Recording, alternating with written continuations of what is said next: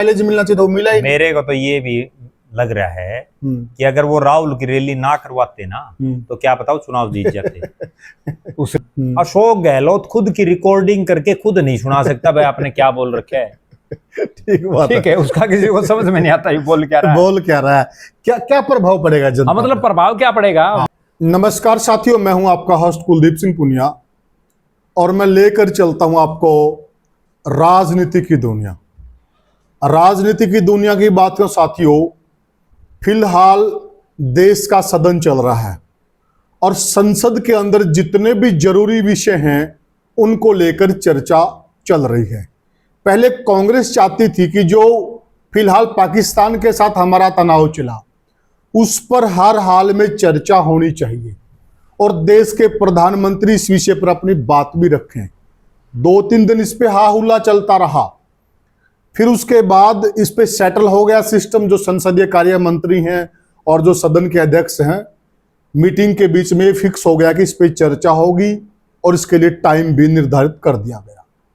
अब जैसे ही चर्चा चल रही है, चाहे पक्ष हो चाहे विपक्ष हो, चर्चा में दोनों बहुत अच्छे से बहुत तैयारी के साथ भाग ले रहे हैं और अपनी बातें रख रहे हैं।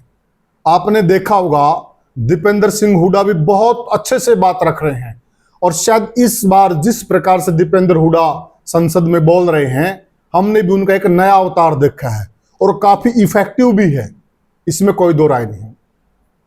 परंतु जो कांग्रेस पार्टी के सबसे बड़े नेता हैं राहुल गांधी जी कई मुद्दों को लेकर बीजेपी के ऊपर बहुत ज्यादा हमलावर हैं और कहीं न कहीं एक आध एंगल में ऐसा भी लगा कि बीजेपी किसी न किसी मामले में राहुल गांधी जिस प्रकार से हमलावर थे 19 भी नजर आ रही थे, राहुल जी 21 भी नजर आ रहे थे। परंतु राहुल जी कई बार क्या करते हैं, अच्छी बैटिंग करते करते एक गलत शॉट खेल देते हैं और वो फिर गलत शॉट बहुत ज्यादा दिक्कत पैदा कर देता है और हालिया समय में यही हुआ, वो एक गलत शॉट खेल गए हैं। उस शॉट की भी विस्तृत चर्चा करेंगे और राहुल गांधी जिस प्रकार से सदन में चर्चा कर रहे हैं और बीजेपी के नेता जवाब दे रहे हैं, जिस प्रकार से पक्ष और विपक्ष दोनों बिल्कुल तुले हुए हैं और दोनों ने अपने जो तर्कस में तीर हैं वो निकाल दिए और उनका भरपूर उपयोग किया जा रहा है। चर्चा में हमारे साथ जुड़ गए हैं परिचय के मोहताज ने, आप जानते हैं, प्रद्युमन जोशीला जी, वरिष्ठ पत्रकार और राजनीतिक विश्लेषक। प्रद्युमन भाई राम राम। राम राम जी, सभी दर्शकों को नमस्कार, राम राम। प्रद्युमन भाई देखिए, जो विपक्ष के नेता भी हैं राहुल गांधी जी और कांग्रेस पार्टी के सबसे बड़ा चेहरा कह दें तो गर्लफ्रेंड खड़गे जी अध्यक्ष हैं, वो एक अलग विषय है, परंतु चेहरा वही है जी, इसमें भी कोई किंतु परंतु नहीं। विपक्ष के नेता हैं वो। विपक्ष के नेता हैं जी। तो फिलहाल जो सदन चल रहा है, सदन में उन्होंने कई सारी बातें बहुत अच्छे से रखी हैं, बहुत अच्छे से रखी हैं और कई मुद्दों पर बीजेपी को वो घेरते हुए नजर भी आए हैं। तो आप क्या कहेंगे? सबसे पहले तो राहुल गांधी जिस प्रकार से सदन में बोल रहे हैं और विपक्ष को, बीजेपी को, सत्ता पक्ष को आड़े हाथों ले रहे हैं, क्या लग रहा है आपको? देखो, पिछले लगभग 20 साल से हम राहुल गांधी को देख रहे हैं जी। कई चुनाव वो जीते, एक चुनाव वो हार भी गए। कांग्रेस में एक वो दौर भी था जब राहुल गांधी को प्रधानमंत्री बनाने की, जब कांग्रेस का राज था तो बहुत जगह से मांगे उठी थी, लेकिन उन्होंने बड़ा हृदय दिखाते हुए नहीं वो बने। और एक वो समय भी देखा जब उन्होंने उन्हीं की सरकार के ऑर्डिनेंस को भरी संसद में फाड़ दिया। राहुल गांधी को मैं जो देख पा रहा हूँ, जो समझ पा रहा हूँ, सबसे मोटी कमी उनमें ये है कि वो निरंतरता नहीं है।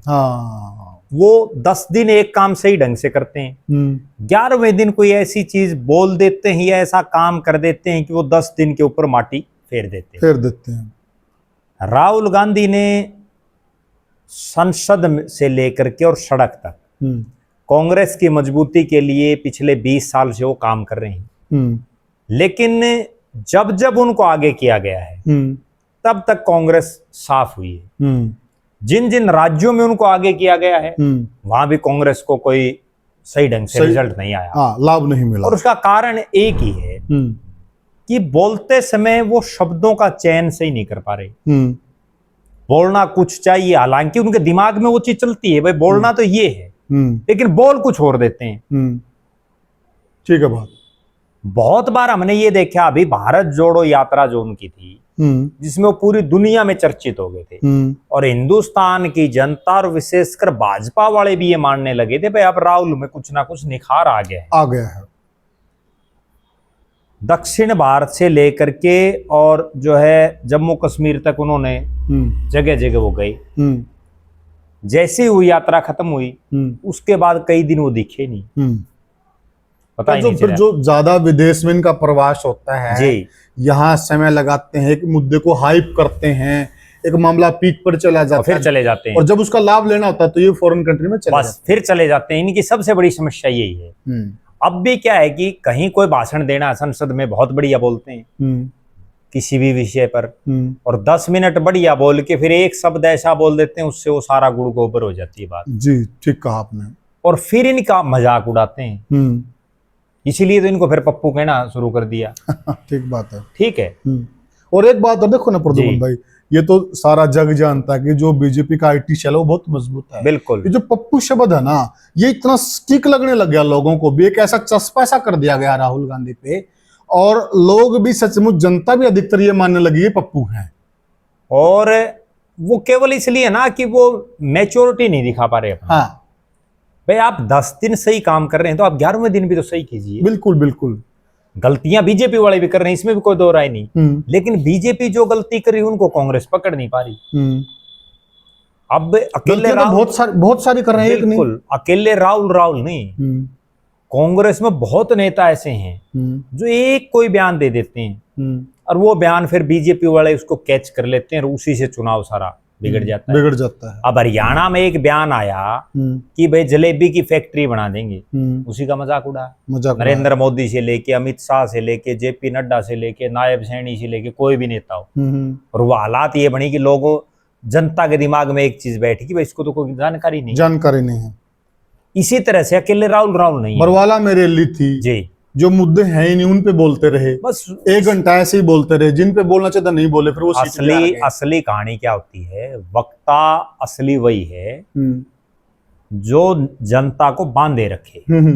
बल्कि कई बार है ना, हम जो घोड़ेला पे इस बात को लेकर हम भी कई बार हार्ड हुए हैं। चुनाव था कि घोड़ेला ने ये गलतियां की हैं, हमने बहुत बार इन चीजों पर प्रकाश डाला, गलतियां की उनने कोई दुरा नहीं, परंतु एक बड़ी गलती क्या जो कांग्रेस पार्टी के सबसे बड़े नेता वो भी तो कर गए ना। वो आए इस क्षेत्र के अंदर, यहाँ एक रैली हुई, लेकिन रैली से जो माइलेज मिलना चाहिए था वो मिला ही। मेरे को तो ये भी लग रहा है कि अगर वो राहुल की रैली ना करवाते ना तो क्या बताओ चुनाव जीत जाते। उस रैली के बाद ही सारा गड़बड़ हुई है। उससे और गड़बड़ हुई, उसमें जेपी का फोटो नहीं लगाया, वो हर चीज वायरल होगी। बिल्कुल, जेपी के लोग नाराज हो गए, वो बनाया बनाया मामला ले बैठा। अगर रामनिवास घोड़ेला ये बरवाड़ा में रैली ना करवाता तो आज क्या पता विधायक हो जाता। ठीक है, कई बार अच्छा बरवाड़ा में तुक भी नहीं था रैली का, रैली करते या तो हिसार शहर में करते। ठीक है ना भाई, इतना बड़ा नेता आ रहा है, चारों तरफ के हल्के आ जाते। बिल्कुल बिल्कुल, लेकिन वो भी एक इनकी चूक थी। बिल्कुल, यानी कि इनका जो रणनीति है वो कहीं सही नहीं थी। चलो हम राष्ट्रीय मुद्दे पर चलते हैं। फिर उसके बाद क्या था कि राहुल गांधी तो केवल एक बड़ा चेहरा इसलिए हम उनको याद कर लेते हैं। बहुत कांग्रेसी ऐसे हैं जो कोई भी एक बयान दे देते हैं और उसके बाद बीजेपी वाले उसी को मुद्दा बना करके चुनाव जीत जाते हैं। गुजरात में भी पीछे ऐसे हुआ था। ठीक है, एक सबसे बड़ी मैं जो समस्या समझ रहा हूँ कांग्रेस के साथ वो ये है कि कांग्रेस में ज्यादातर नेता दक्षिण भारत से बड़े पदों पर हैं।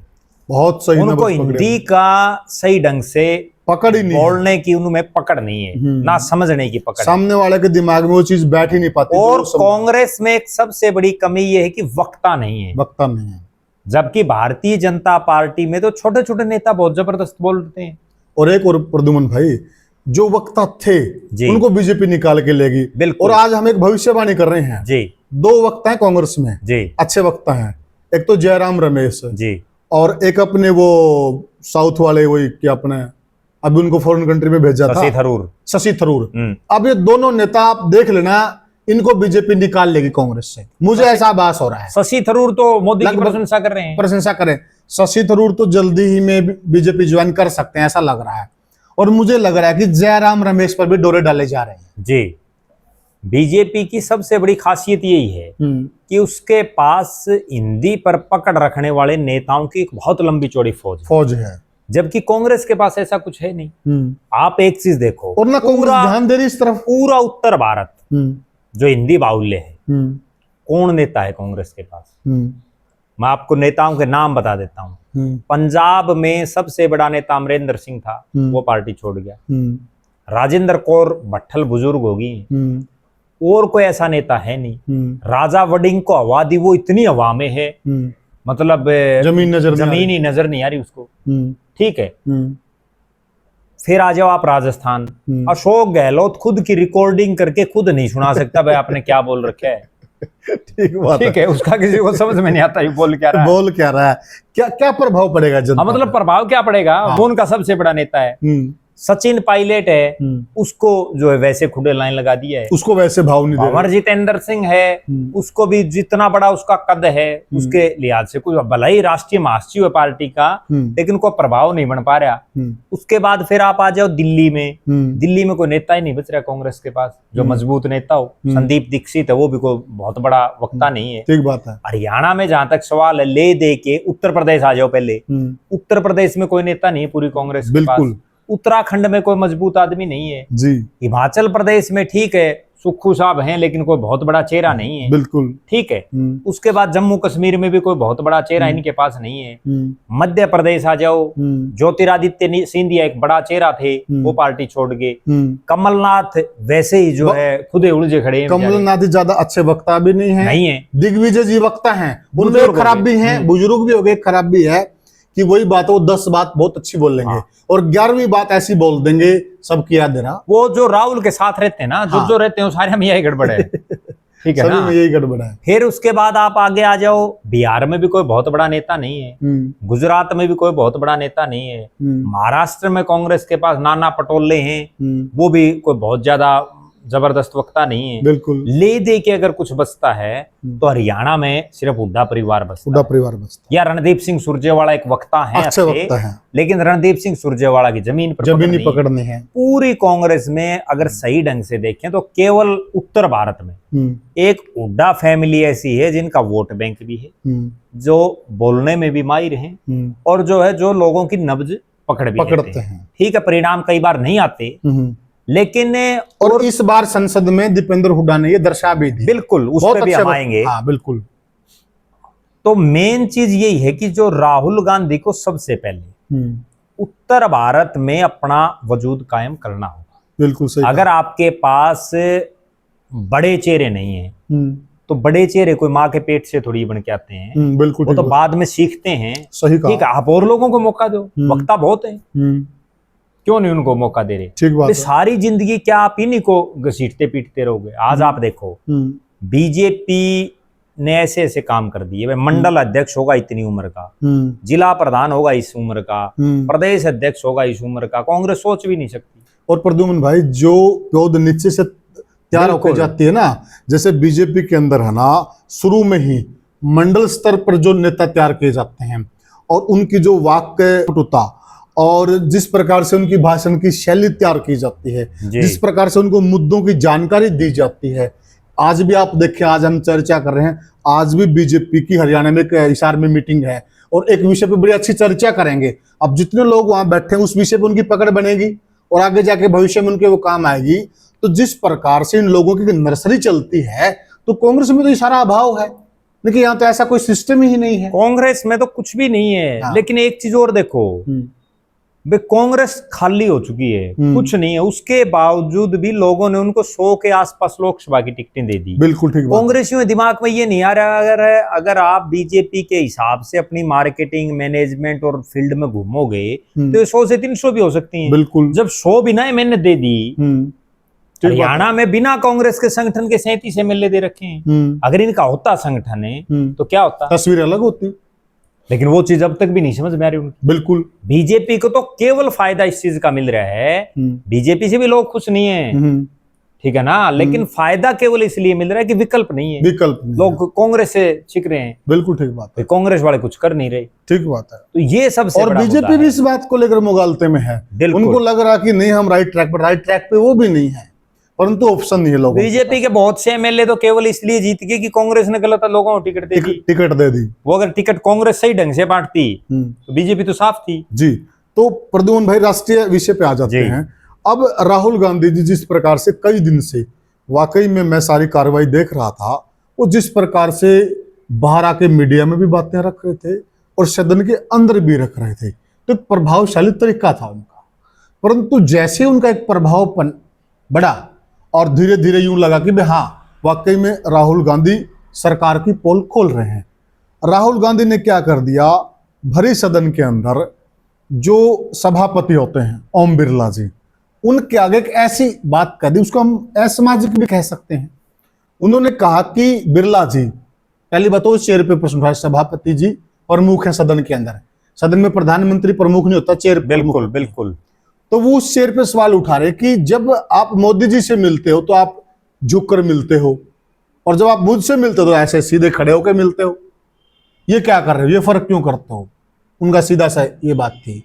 और इसके बाद बहुत हा हुल्ला मचा प्रद्युम्न भाई सदन के अंदर, और बीजेपी वाले भी काफी खड़े हो गए, खुद अमित शाह जी भी खड़े हो गए थे। फिर उसके बाद ओम बिरला जी ने बड़ी बुद्धिमत्ता दिखाई और उनको सबको चुप करा। उन्होंने कहा कि मैं जवाब दूंगा, और उन्होंने ऐसा जवाब दिया, हिंदुस्तान में उस जवाब को कोई गलत नहीं कह सकता।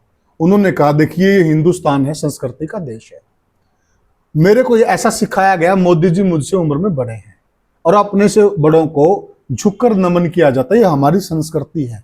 और सही बात है, ये संस्कृति है हमारी। आप मुझसे उम्र में छोटे हैं, आपको मैं कैसे, मतलब वो घिर गए इस बात में। अब देखना बीजेपी इसी बात को मुद्दा बना के जनता में एक ये चीज फैलाएगी कि राहुल गांधी को हमारी जो संस्कृति, हमारा जो कल्चर है, हमारे जो रहन सहन है, हमारे जो पारिवारिक मूल्य की जानकारी ही नहीं, और ये मुद्दा भी बन जाएगा क्योंकि बीजेपी वाले माहिर हैं। तो ऐसा क्यों करते हैं, वो बेपटरी क्यों हो जाते हैं। देखो, वही सबसे बड़ी समस्या राहुल गांधी के साथ है कि वो कहना तो कुछ और चाहते हैं, कह कुछ और जाते हैं, उनके दिमाग में कोई और चीज होती है, उनके दिमाग में तो ये चीज मिलेगी। देखो, ये भी सब मानते हैं कि अब कुछ भी हो, अभी जो हालिया मामला था जगदीप धनखड़ का, जगदीप धनखड़ उपराष्ट्रपति थे, नंबर 2 की हैसियत थी नागरिकता में, परंतु जग जाहिर है, सबको पता है उनको किसने बनाया था, और सबको यह भी पता है कि उनका इस्तीफा किसने लिया, दिया है या लिया है, मालूम है। ऐसे ही ओम बिरला जी को भी सबको पता, सारे देश को, कि किसने बनाया है और ओम बिरला का क्या कद है और मोदी जी का क्या कद है। ये तो चीजें वैसे ही जग जाहिर हैं, इसमें कोई ज्यादा वो बिल्कुल बिल्कुल छानने वाली बात भी नहीं है। देखो, दो बातें इसमें, बीजेपी वाले क्या करते हैं कि हर चीज का उनके पास इलाज है। राहुल गांधी ने जिस वे से वो बात पूछी, वो मैं जो समझ पा रहा हूं, वो पूछना तो ये चाह रहे थे कि आप सबसे सर्वोपरि हैं यहाँ देश का प्रधानमंत्री भी अगर एड्रेस करेगा तो वो भी स्पीकर सर बोलेगा। बिल्कुल, और बात भी राइट है, ठीक है, क्योंकि वो लोकसभा के स्पीकर हैं, सभापति हैं। वहां उम्र कोई मायने नहीं रखती। अगर सही एंगल से देखें तो वो उस कुर्सी को बोल रहे हैं सर। ओम बिरला, एक सामान्य ओम बिरला को कोई नहीं जानता। सही बात, वो तो स्पीकर ओम बिरला है, चेयर। उससे पहले जब ये स्पीकर नहीं बने थे, कितने लोग जाना करते ओम बिरला ने, ठीक बात, कितना बड़ा नाम था, राजस्थान में भी नहीं जाना करते लोग, नहीं जाना करते, ठीक है ना। बिल्कुल। लेकिन वो राहुल गांधी कहना तो ये चाहते थे कि भाई आप सबसे बड़े हैं और आप मोदी जी के आगे झुक रहे हैं, और इससे गलत मैसेज जा रहा है, गलत मैसेज जा रहा है। बात उनके एक नजरिए से ठीक है, लेकिन बीजेपी वाले जो हैं वो क्या है कि हर चीज का उनके पास कोई ना कोई ढूंढ लेते हो अल्टरनेट। बिल्कुल, उन्होंने उसका दूसरी साइड में ट्रैक जोड़ दिया, और एक और कि भाई ये भारतीय संस्कार है, मैं तो ये उम्र में बड़ा इसलिए बोल रहा हूँ। देखो उन्होंने कितना अच्छे से संभाला। एक्चुअल में तो यहाँ अब मैं एक चीज और कहता हूँ, मल्लिकार्जुन खड़गे, ठीक है, चलो वो राज्यसभा के सदस्य हैं, मान लेते हैं अगर वो लोकसभा के होते, क्या ओम बिरला उनको भी झुक के नमस्कार करते? ये भी तो सबसे बड़ी बात है ना। मैं उम्र में तो वो मोदी से बड़े हैं। एक बात और भी प्रद्युम्न भाई, देखिए ये तीर वापस घूमकर कांग्रेस की तरफ आ जाता है। अब देखा जाए ना, कांग्रेस के अध्यक्ष कौन है? बिल्कुल, मल्लिकार्जुन खड़गे हैं, और कांग्रेस में ताकतवर कौन है? राहुल गांधी हैं। तो ये तो वापस इन्हीं की तरफ आ जाता वही है। तो सबसे बड़ी अब बात खड़गे है। जी स्वयं ही राहुल को ऐसे कर रहे हैं। उम्र को कोई नहीं पूछता, हम्म, सच्चाई तो है ये वो तो नरेंद्र मोदी सबसे ताकतवर है इसलिए झुक रहे हैं, जो कर रहे सच्चाई तो है ये। हैं। हाँ, लेकिन उन्होंने शब्दों का ऐसा जाल ऐसा बुना, हेरफेर करते हैं भारतीय जनता पार्टी के नेता, यही उससे अगला और फंस जाता है। यही हम कहना चाह रहे हैं इस वीडियो के माध्यम से कि वह लोग वक्ता तैयार करते हैं, एक वक्ताओं की फौज तैयार करते हैं, और जब आपके पास एक वक्ताओं की फौज होगी तो आपको पॉलिटिकल माइलेज मिलेगा। ये हम आपको समझाना चाह रहे हैं। देखो, इसमें ओम बिरला उलझ भी सकते थे, बिल्कुल, लेकिन उन्होंने अपनी वाक्चटुता का यही परिचय तो दे- कलाकारी है, हाँ, शब्दों की कलाकारी है सारी। शब्दों की कलाकारी है। अच्छा, राहुल गांधी और जो उसके इर्द गिर्द जो लोग रहते हैं ना, वो इस मामले में कोई कलाकार नहीं, वो तुरंत फंस जाते हैं। तुरंत फंस जाते हैं। एक बार अगर उनको क्रॉस क्वेश्चन कर दिया कोई, तो उसके बाद जवाब नहीं है। देखिए, अब राहुल गांधी जी बोल रहे हैं